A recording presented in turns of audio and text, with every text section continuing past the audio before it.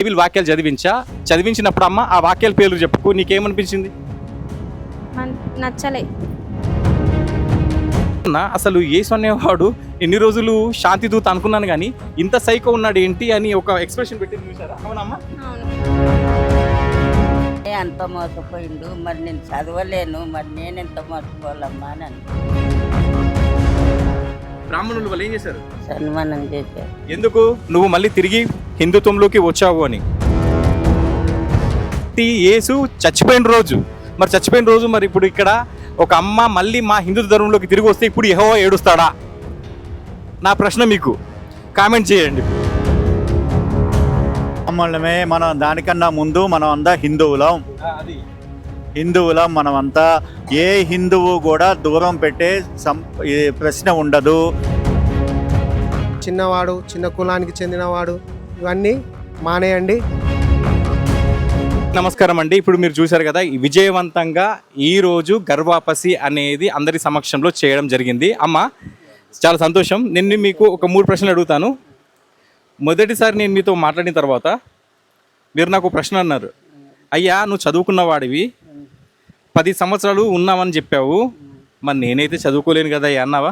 అన్నా నాకెవరు చెప్పేవాళ్ళు ఉన్నారు నాకు అన్నావా? మరి అన్నయ్య అమ్మ పేరేంటంటే ఉన్నాయననే అంత మోసపోయిండు, మరి నేను చదవలేను, మరి నేనెంత మోసపోవాలమ్మా అని కదా అయ్యానంటే నేను మోసపోయిను అంత అయిను, మరి ఇప్పుడు నువ్వన్న మంచిగా ఉంటావా లేదంటే నీ మాట దించలేనయ్యా, ఉంటాను.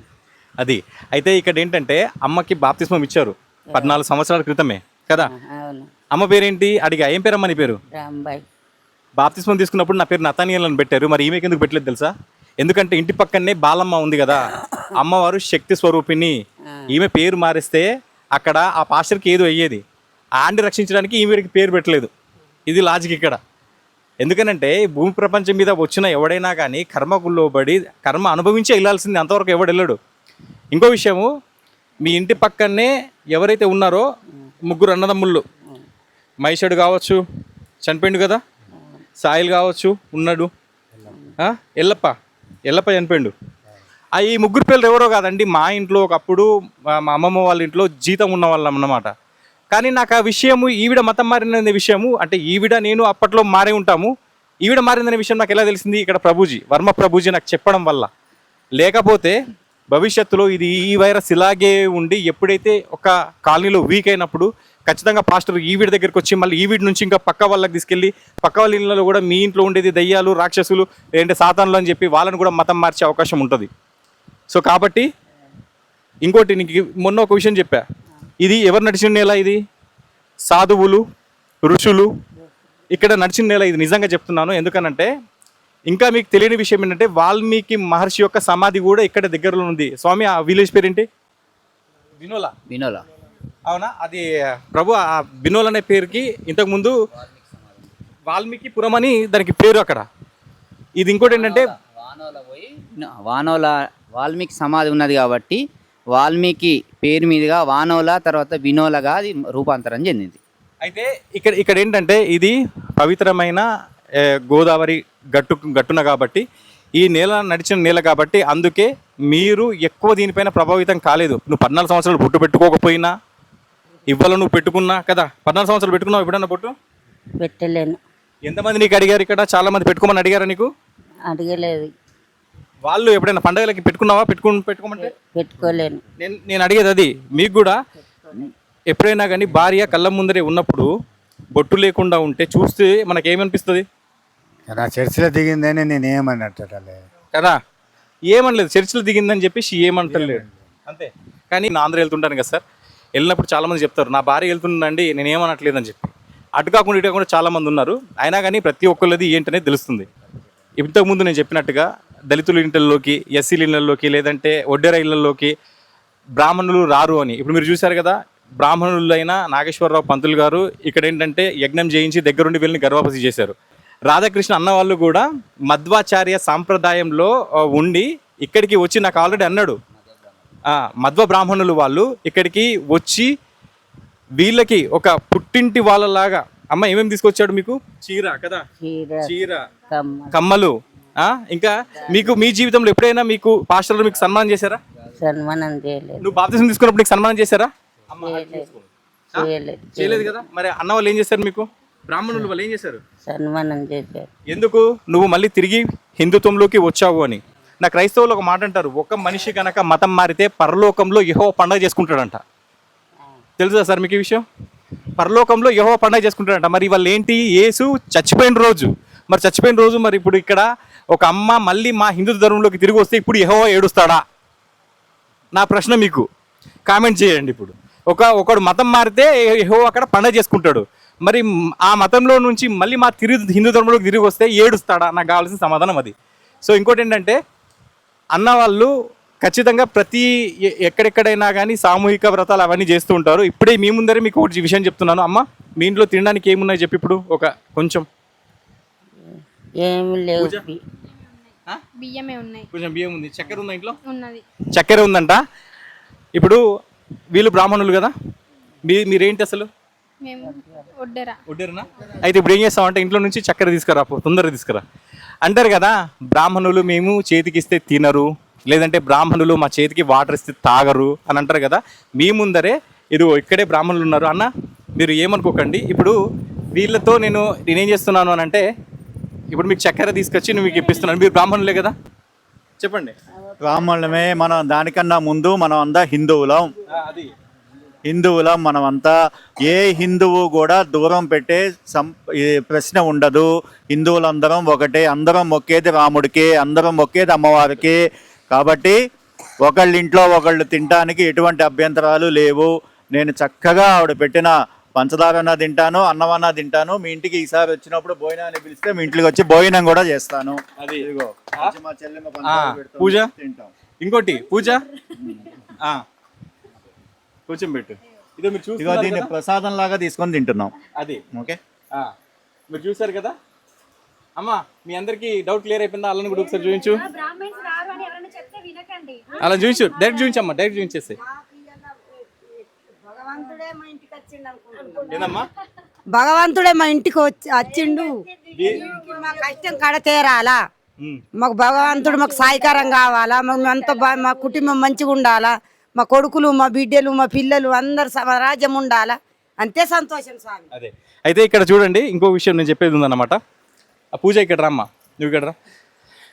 అయితే చూశారు కదా, ప్రసాదం ఇచ్చింది, పూజ ఇచ్చింది. దాన్ని అన్న వాళ్ళు ఏం చేశారు అని అంటే దాన్ని ప్రసాదంగా స్వీకరించారు. అమ్మ పూజ ఒక్క నిమిషం ఇటురా. చాలామంది క్రైస్తవులు ఎవరైనా ఈ వీడియో చూస్తే, అదేవిధంగా హిందూ బంధువులు చూస్తే, నా దగ్గర ఒక సీక్రెట్ ఉంది. నీ దగ్గర బైబిల్ ఉంది కదా. నాకు ఫస్ట్ టైం కల్పించినప్పుడు మేమిద్దరం అంటే నాకు ఇక వర్మ ప్రభుజీ పూజ నాకు పరిచయం చేసినప్పుడు పూజకు బైబిల్ తీసుకురా అని చెప్పా. నిన్న భగవద్గీత తీసుకురా అని చెప్పలేదు. అమ్మ అవునా? అవును. తీసుకురమ్మని చెప్పా. బైబిల్ తీసుకురమ్మని చెప్పా.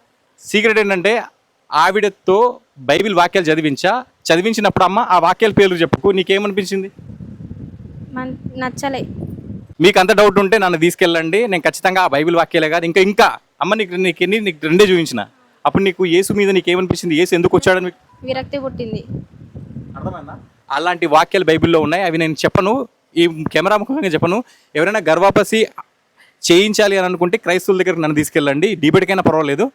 ఆ వాక్యాలంటూ నేను చూపిస్తాను, దానికి మనం కూర్చుందాం కదమ్మా. నీకు చూపిస్తే ఎలా అనిపించింది? విరక్తి పుట్టింది నాకు నీ నోటితో చదివినప్పుడు. ఇంకోటి సిగ్గుపడుతుంది. ఇంకోటి ఏంటంటే నేను ఈ విషయం కూడా చెప్తున్నా, భగవద్గీతను తీసుకెళ్దాం, బైబిల్ని తీసుకెళ్దాం. 10 మంది దగ్గర కాదు, 100 మంది దగ్గర మొదటి పేజీ నుంచి చివరి పేజీ వరకు చదువుదాం. నేను నీకు అదే చెప్పాను కదా, అవునా? అవును. కాబట్టి బైబిల్లో ఎలాంటి విషయాలు ఉన్నాయో మాకు తెలుసు. బట్ ఏంటంటే కొన్ని మేము ఇలాంటి వీడియో ముఖంగా పెట్టడం కుదరదు. కాబట్టి ఇలాంటివి వాళ్ళు అర్థం చేసుకుని, ఎందుకంటే అంతో ఇంతో తెలివి ఉంది కాబట్టి, అంతో ఇంతో జ్ఞానం ఉంది కాబట్టి తను ఈ ఉచ్చు నుంచి బయటపడుతుందనే నేను ఉద్దేశంతో ఆ బైబిల్ వాక్యాలు తీసి చదివించడం జరిగింది. సో అప్పుడు ఏంటంటే తన మొహంలో నేను చూశాను కదా, అప్పుడు ఏంటన్నా అసలు యేసు అనేవాడు ఎన్ని రోజులు శాంతి దూత అనుకున్నాను, కానీ ఇంత సైకో ఉన్నాడు ఏంటి అని ఒక ఎక్స్ప్రెషన్ పెట్టింది చూసారా? అవునమ్మా? అవును. సో యేసు ఎలాంటి వాడు అనేది కూడా తనకు ఒక క్లారిటీ వచ్చిన తరువాతనే తను తన నానమ్మని కూడా మోటివేషన్ చేసుకోవడం జరిగింది. దాంతోపాటు నేను వర్మ ప్రభుజీ వారు ఏంటంటే మంచి మోటివేషన్ చేయడం వల్ల, దాంతోపాటు రాధాకృష్ణ అన్న వాళ్ళు వచ్చి వాళ్ళ చేతుల మీదుగా వాళ్ళు బట్టలు తీసుకురావడం వల్ల, అదేవిధంగా మన నాగేశ్వర్ పంతులు గారు కూడా ఉండడం వల్ల ఏంటంటే ఇదంతా సాధ్యమైందండి. సో ఈ వీడియో చూస్తున్న ప్రతి ఒక్కరు ఖచ్చితంగా కింద కామెంట్ చేయండి. నేను ఏమేమి విషయాలు అన్నాను ఒకసారి మైండ్లోకి మీరు తెచ్చుకోండి. సంతోషం అండి ఇది. ఎందుకంటే మన జీవితంలో కొన్ని మరుపురాని విషయాలు ఉంటూ ఉంటాయి. వాటిల్లో ఇది కూడా ఒకటి. మన ధర్మాన్ని వదిలేసి వెళ్ళిపోయిన వాళ్ళు చాలామంది చెప్పుకోలేక, వాళ్ళని ఎవరు కలవక, ఏం చేయాలో తెలియక, మళ్ళీ వెనక్కి ఎలా రావాలో తెలియక అక్కడే ఉండిపోతున్నారు. సో వాళ్ళకి మనం వెళ్ళి గనక వివరం చెప్పినట్టయితే ఖచ్చితంగా మళ్ళీ తల్లి ఒడికి చేరటానికి చాలామంది సిద్ధపడతారు. నిస్వార్థంగా ప్రలోభాలకి లోనే వెళ్ళిపోయిన వాళ్ళందరూ కూడా మళ్ళీ వెనక్కి రావడానికి చాలామంది సిద్ధంగా ఉన్నారు. సో మనకు తెలిసిన వాళ్ళు ఎవరన్నా కూడా ఇలా ప్రలోభాలకి లొంగిపోయి ఎవరన్నా మీ వాళ్ళలో ఉన్నా కూడా వాళ్ళ దగ్గరికి మనం వీళ్ళని మమ్మల్ని తీసుకువెళ్ళండి, వాళ్ళు బైబిల్లో ఉన్న లోపాలు చెప్పడం కానీ, మన ధర్మంలో ఉన్న గొప్పతనం చెప్పడం కానీ. ఓన్లీ ఒక పని చేద్దాం, దాంట్లో ఉన్న లోపాలు చెప్పొద్దు, మన గొప్పతనం చెప్దాం అంతే. ఓకే, దాంట్లో ఏముందో మనకు అనవసరం, దాంట్లో ఉన్న లోపాలు మనకు వద్దు, మన గొప్పతనం ఒకటి చెప్పుకుందాం. అది చాలు కదా మనకి. మన దాని గురించి మనం చెప్పుకుంటూ మనం వదిలేసి వెళ్ళిపోయాము అని వాళ్ళకి తెలుసుకునేలాగా మనం చెప్పగలిగితే అందరినీ కూడా, హిందూ బంధువులందరినీ కూడా మళ్ళీ వెనక్కి తెచ్చుకోవచ్చు. చక్కటి హిందూ సమాజాన్ని మనం చూడొచ్చు. కాబట్టి కులమతాలు ఉన్నాయి, కులాల వల్ల మిమ్మల్ని చిన్నగా చూస్తున్నారు అని వాళ్ళు ఎవరైతే చెప్తున్నారో అవన్నీ అబద్ధము అన్నది ఇప్పుడు మీకు తెలిసింది కదా. ఓకే, మీ యొక్క ఆలోచనలు ఏవైతే ఉన్నాయో అవన్నీ కూడా సక్రమంగా ఆలోచించినట్టయితే మనందరం ఒకటే, మనందరం పూజించే దేవుడు ఒకటే. జై శ్రీరామ్. అందరికీ శ్రీరాముడే కదా. శ్రీరాముడు ఎలాంటి వాడో ఒక్క నిమిషం చెప్తాను, వినండి అంతే, ఒకే ఒక్క నిమిషం. శ్రీరాముడు ఎటువంటి కుల వ్యవస్థ చూపించలేదు. పడవ దాటిచ్చాడు ఒక గుహుడు అనే ఆయన ఏమన్నా బ్రాహ్మడా, రాజా? ఏం చేశాడు? మళ్ళీ వచ్చేటప్పుడు నువ్వు రావాలయ్యా అన్నాడు గుహుడు. మళ్ళీ అంతా వచ్చి వెనక్కి వచ్చినప్పుడు గుహుడిని కలిసి కౌగిలించుకున్నాడు. మరి రాముడు భగవంతుడు బ్రాహ్మణని లేకపోతే క్షత్రియుడని అని చూసి కౌగిలించుకున్నాడా? అలా ఏం కాదు కదా. సో గుహుడిని కౌగిలించుకున్నాడు. శబరి మీలాగా ఉన్న ఆవిడ, ఎక్కడో అడవుల్లో ఉండేది ఆవిడ పెట్టిన పళ్ళు తిన్నాడా లేదా? ఒక పక్షి చచ్చిపోతే ఆ పక్షికి దహన సంస్కారాలు చేశాడు ఆయన, తండ్రిలా అనుకొని. అంటే ఆయన మనుషుల్నే కాదు, సమస్త జీవరాశుల్ని సమంగా చూసే దేవుడు ఆయన. పక్షికి దహన సంస్కారాలు చేశాడు. ఉడతకి ఇలా రాసినందువల్ల ఉడత మీద 3 వేళ్ళు పడిపోయాయి. కోతులతో యుద్ధం చేయించాడు. కాబట్టి ఏ జీవైనా సరే, సమస్త ప్రాణులు ఒకటే, అందరినీ సమానంగా చూస్తాను అన్న దేవుడు మన దేవుడు. అటు ఆ దేవుడిని వదిలి బయటికి వెళ్ళిన వాళ్ళకి మనం మళ్ళీ మన వైపుకి తెచ్చుకునే ప్రయత్నం అయితే మనం చేయాలి. ఓకేనా? జై శ్రీరామ్. హరే కృష్ణ. మన భగవద్ బంధువులందరికీ ప్రణామాలు. ఈ కార్యక్రమాల్లో మన హైదరాబాద్ నుంచి వచ్చినటువంటి, మరి ఇందూరు నుంచి వచ్చినటువంటి మన భక్తులు, మన హిందూ బంధువులు, అయిపోయింది, మన హిందూ బంధువులందరికీ మరొకసారి ధన్యవాదాలు. ఏంటంటే మన ధర్మాన్ని మనమే పాడు చేసుకుంటున్నాం. వాడు తక్కువవాడు, వాడు చిన్న జాతి వాడు డబ్బు లేనివాడు, ఇలాంటి దృష్టిలో పెట్టుకొని ఇవన్నీ శాశ్వతం కావు. కులాలు శాశ్వతం కాదు, మతాలు శాశ్వతం కాదు. ఒక్కటే శాశ్వతం ఏంటంటే మన హిందూగా పుట్టినాము, హిందూగా గర్వించాలి, మన ధర్మాన్ని మనం కాపాడుకోవాలి. చిన్న జాతి వాడు గుడికి రావద్దు, పెద్ద జాతి వాడు బట్టలు మంచిగా వేసుకున్నాడు, పట్టు వస్త్రాలు వేసుకున్నాడు, ఆర్నమెంట్స్ పెట్టుకున్నాడు, అవి శాశ్వతం కాదు. మనం అందరినీ దగ్గరికి తీయాలి, అందరూ బాగుండాలి, అందులో మనం ఉండాలి. కానీ వాడు రావద్దు, వాడు చిన్నవాడు, చిన్న కులానికి చెందినవాడు, ఇవన్నీ మానేయండి. మన ధర్మాన్ని, మన హిందూ ధర్మాన్ని మనము రక్షించుకుందాం. ఎవడో కుహానా శక్తులు ఎవడో వచ్చి మన భారతదేశాన్ని ఆక్రమించుకొని మన వాడి భ్రష్టు పట్టిన ధర్మాన్ని మనకు అంటగట్టి మన వాళ్ళని నీచంగా చూస్తూ నీచంగా మనల్ని అవమానిస్తుంటే మనము ఏం చేతగాని వాళ్ళగా చూస్తూ ఊరుకుంటున్నాము. ఇది సమంజసం కాదు. మన ఇంటికి ఒక బొద్దింకొస్తే దాన్ని కర్రతోనో కొట్టి చంపేస్తాం. కానీ ఇలాంటి కుహన శక్తులు మన దగ్గరికి వచ్చినప్పుడు మనం సహించద్దు. మనము మన ధర్మానికి కట్టుబడి ఉండాలి. మన ధర్మానికి ఎక్కడైనా హాని జరుగుతుందంటే మనం అందరం కలిసి కట్టుగా నిలబడి అక్కడ మనం అందరం కలిసి మన గలం విప్పాలి. ఇది కరెక్ట్ కాదు, ఇది అధర్మము, మా ధర్మం హిందూ ధర్మం అని గట్టిగా చెప్పాలి. మనం ఇంట్లో కూర్చోవద్దు, అప్పుడే మన హిందూ ధర్మం కాపాడబడుతుంది. సమస్త హిందూ బంధువులందరికీ కూడా, ఈ గ్రామంలో ఉన్నటువంటి ఇంట్లో ఉన్నటువంటి వీళ్ళందరికీ కూడా నిజమైనటువంటి శుభ శుక్రవారం. ఎందుకంటే ఈ రోజున క్రైస్తవ మతంలోకి వెళ్ళి తిరిగి మళ్ళీ మన స్వధర్మ గొప్పతనాన్ని తెలుసుకుని తిరిగి వచ్చినటువంటి వీళ్ళందరికీ కూడా హార్దిక శుభాకాంక్షలు. అదేవిధంగా భాగ్యనగర్ నుంచి, హైదరాబాద్ నుంచి కూడా ఒక్క మాట చెప్పంగానే మన ధర్మం కోసం ఎంతో శ్రమ కోర్చినాయి వాళ్ళు దంపతులు, మన రాధాకృష్ణ దంపతులు, మన అమ్మగారు నిర్మలమ్మ గారు ఇద్దరు కూడా వెంటనే రెక్కలు కట్టుకొని వచ్చి వాలిపోయారు. మరి దీనికి కర్తకర్మ క్రియగా మొట్టమొదటగా మన వర్మ ప్రభుజీ గారు, అదేవిధంగా దీనికి సహకరించినటువంటి ఈ యొక్క పుణ్య దంపతులు ఇద్దరు కూడా ఎప్పుడు కూడా భగవత్ సేవలో ఉంటున్నారు. మన ధర్మ రక్షణకు రక్షకులుగా సీతారాముల్లాగా ఎప్పుడు విరాజిల్లుతుంటారు వీళ్ళు మనకు. వీళ్ళందరి సహకారం ఎప్పుడు కూడా ఏదైనా ఒక పని చేస్తున్నప్పుడు ఒక చేత్తో ఒక వస్తువును పట్టుకోవాలనుకుంటే అన్ని వేళ్ళు సహకరిస్తేనే పట్టుకోగలుగుతాం. ఇంట్లో ఈ వేలో అని కాదు, అన్ని వేళ్లతో ఏ విధంగా అయితే ఒక వస్తువును పట్టుకొని కార్యాన్ని నిర్వహిస్తామో అదేవిధంగా వీళ్ళందరి యొక్క సహకారంతో, అందులో ఒక చిన్న పరమాణు లాంటి వాడిని నేను, మనొక ధర్మం కోసం ఎల్లవేళలా ఎప్పుడు కూడా ఉచిత వివాహాలకు, ఉచిత ధర్మ కార్యక్రమాలకు నా వంతుగా ఎటువంటి పూజా కార్యక్రమం ఉన్నా, ఎటువంటిది ఏ విషయంలో అవసరం ఉన్నా కానీ ముందుంటానని ఈ యొక్క సభాముఖంగా తెలియజేస్తున్నాను. అదేవిధంగా అందరూ కూడా ఇట్లాంటి ధర్మ కార్యాలకు సహకరించాలి. మన ఇంట్లో అయింది వేరే వాళ్ళు వచ్చి చేశారు, రేపటి నాడు ఇంకెక్కడైతే మన ఇంటి నుంచి మనం కూడా వెళ్ళాలి. మన ఇంటి నుంచి మనం కూడా వేరే ఇంటికి వెళ్ళి మనం కూడా ఇట్లా చెప్పాలి, రాంబాయి నీ దోస్తులు ఎవరైనా ఉంటే కూడా ఇట్లా మతం మారిన వాళ్ళు ఉంటే నువ్వు మార్చాలి వాళ్ళని. ఇప్పుడు నిన్ను మేము తీసుకొచ్చినాం కదా, రేపటి నాడు నువ్వు కూడా వాళ్ళని తీసుకొచ్చే ప్రయత్నం చేయాలి.